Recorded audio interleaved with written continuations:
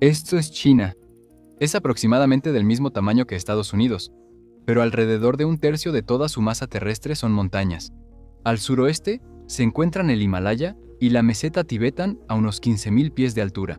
Al norte y al oeste, el desierto de Gobi y el Taklamakan, apodado el Mar de la Muerte. Al este, casi 9.000 millas de costa. China ha sido descrita esencialmente como una isla geográfica, no porque esté rodeada de agua, sino porque está rodeada de terrenos que son prácticamente imposibles de cruzar en casi todas las direcciones.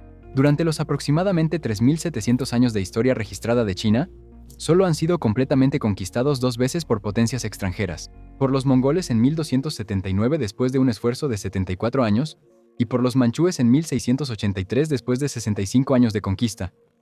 Pero la cuestión es esta: cada invasión exitosa requirió ya sea la máquina militar más poderosa en la historia de la humanidad, el colapso interno total de la dinastía gobernante, o una traición desde dentro. Y ahora, estamos en tiempos completamente diferentes. La China de hoy es otra cosa. Es el segundo país más poblado del mundo con más de 1.000 millones de personas. Y el segundo país más fuerte y rico del mundo, solo detrás de Estados Unidos. Entonces, ¿qué es lo que hace que China sea imposible de invadir hoy en día? Bueno, para entender eso, empecemos recorriendo el perímetro.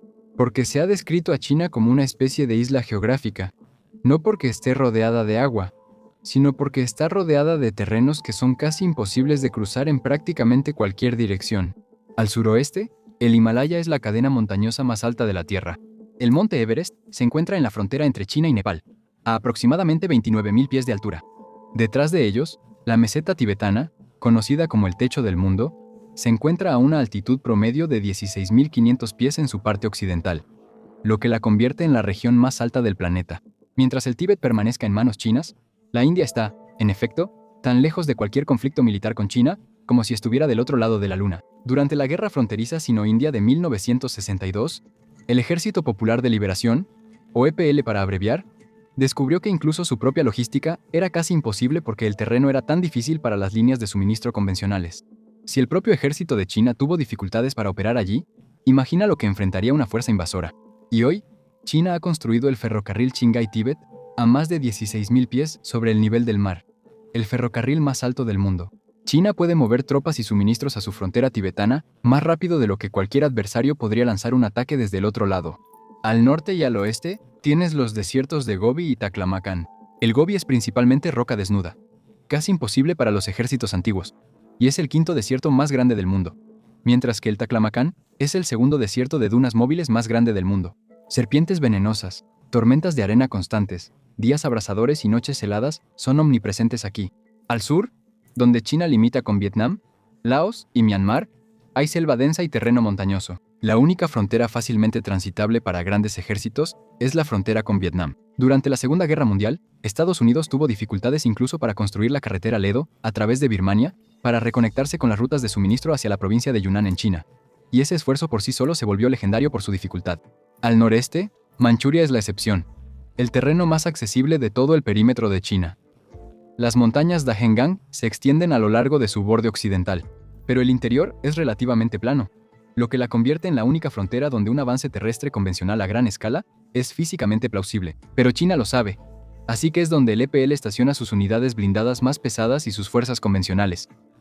Y finalmente, al este, casi 9.000 millas de costa. Históricamente, este ha sido el punto más vulnerable.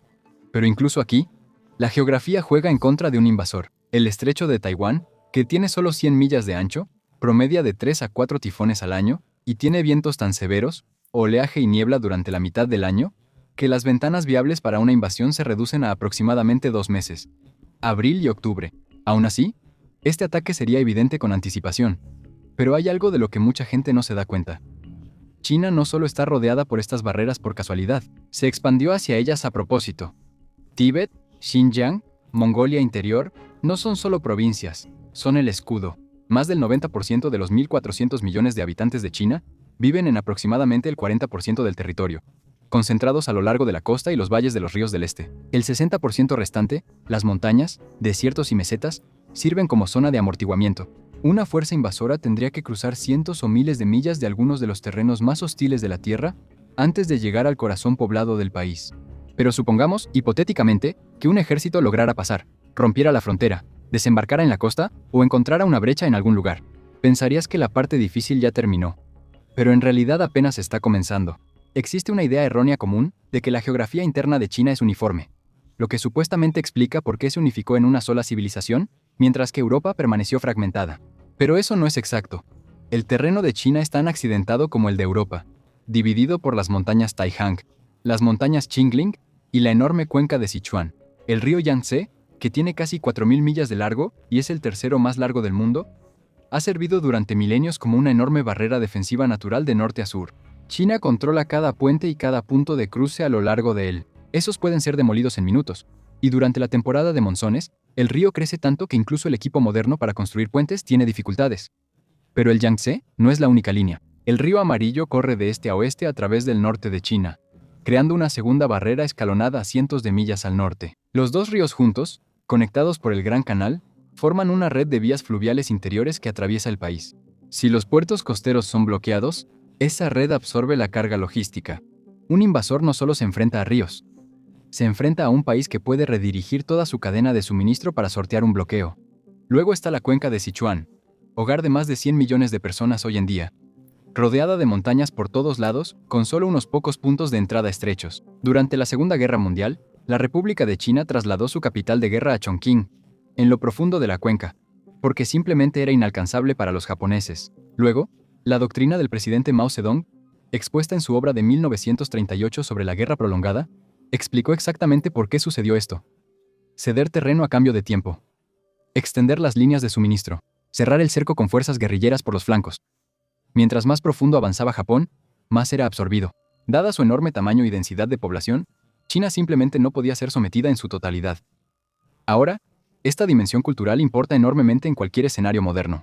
El siglo de la humillación, el periodo de 1839 a 1949, cuando las potencias occidentales y japonesas dividieron el territorio chino mediante tratados desiguales y ocupación militar, no es una nota histórica lejana, es la herida nacional que los define.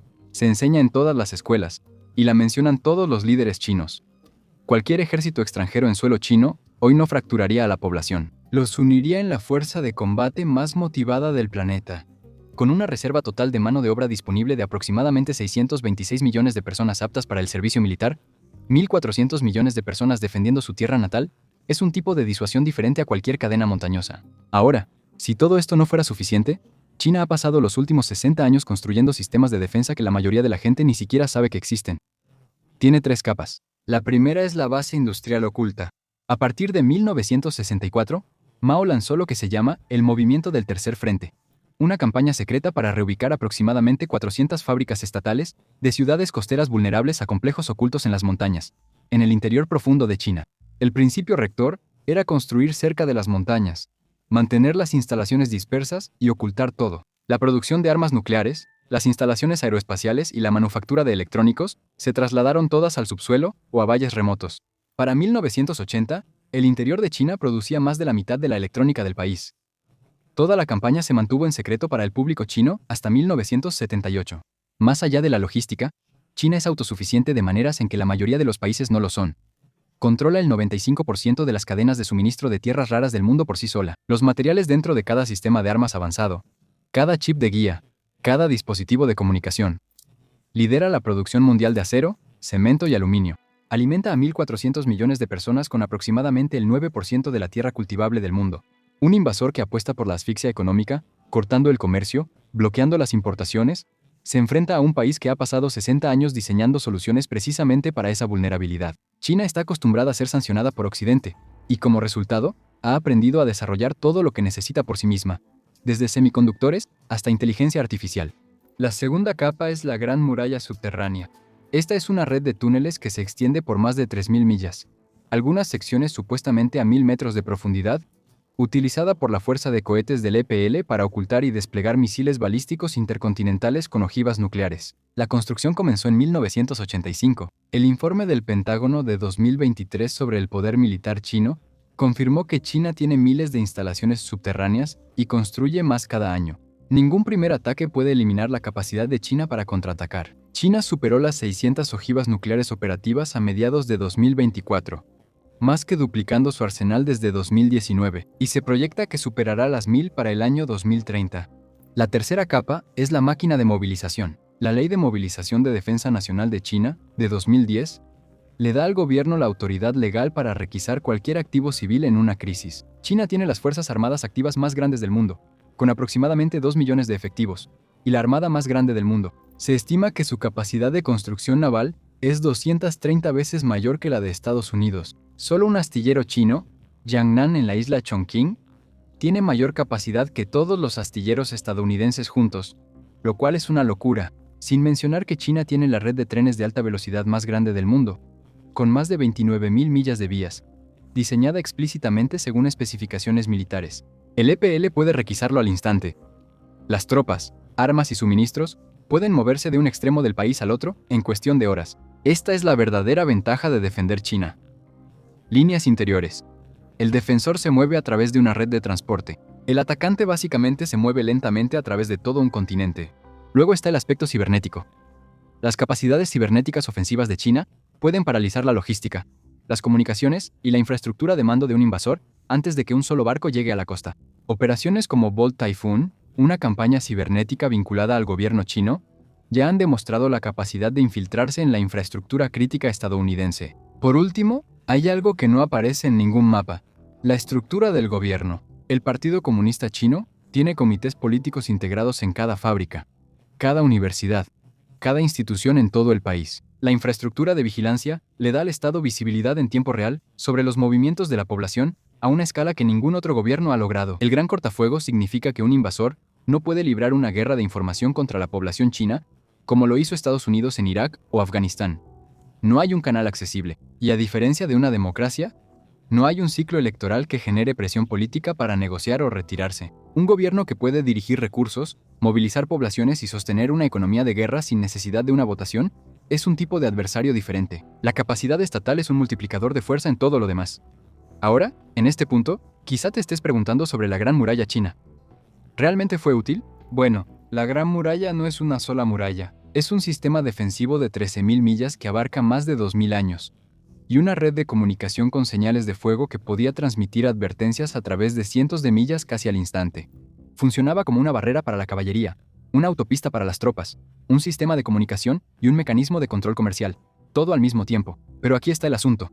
La Gran Muralla existía debido a una vulnerabilidad real: la estepa del norte, donde ejércitos montados a caballo podían entrar directamente al corazón del país. Era la única brecha en el perímetro. De hecho, China tiene una brecha similar hoy en día, solo que en una forma diferente. Se llama el dilema de Malaca. China importa aproximadamente de 10 a 11 millones de barriles de petróleo diarios, y alrededor del 65% pasa por el estrecho de Hormuz y el estrecho de Malaca, puntos de estrangulamiento marítimos controlados por otras armadas. Un bloqueo podría asfixiar la economía de China sin que un solo soldado pise suelo chino, pero China está cerrando esta brecha de la misma manera en que cerró la estepa del norte, construyendo su salida. Los oleoductos terrestres hacia Rusia y Asia Central ahora evitan completamente el mar. Las importaciones de crudo ruso por oleoducto han crecido de aproximadamente 300.000 barriles por día en 2010 a cerca de 1.500.000 para el año 25. Y el despliegue masivo de energías renovables ha impulsado la capacidad instalada de energía eólica y solar a más de 1.400 gigavatios hasta el año 24, superando por primera vez la capacidad del carbón. Pero hay una segunda vulnerabilidad que no se puede eliminar con ingeniería. Taiwán se encuentra a 160 kilómetros de la costa este de China, justo frente a la parte más densamente poblada y económicamente concentrada del país. Toda la arquitectura defensiva de China está diseñada para alejar a los adversarios a cientos de kilómetros de esa costa. Taiwán, si actuara voluntariamente como plataforma de lanzamiento de una potencia hostil, elimina por completo ese colchón de seguridad. Es una preocupación de seguridad nacional para ellos, además de todas las otras razones por las que China quiere controlar Taiwán. Estas son realmente las dos principales debilidades que tiene China hoy en día. Entonces, ¿quién realmente intentaría invadir China? Bueno, la respuesta honesta es nadie. No porque China sea querida, sino porque los números no cuadran. Rusia y Corea del Norte también se pondrían de su lado si, por ejemplo, Estados Unidos intentara hacer algo. Pero, siendo realistas, sería imposible conquistarla de todas formas. Gracias por ver y no olvides suscribirte. Nos vemos en el próximo video.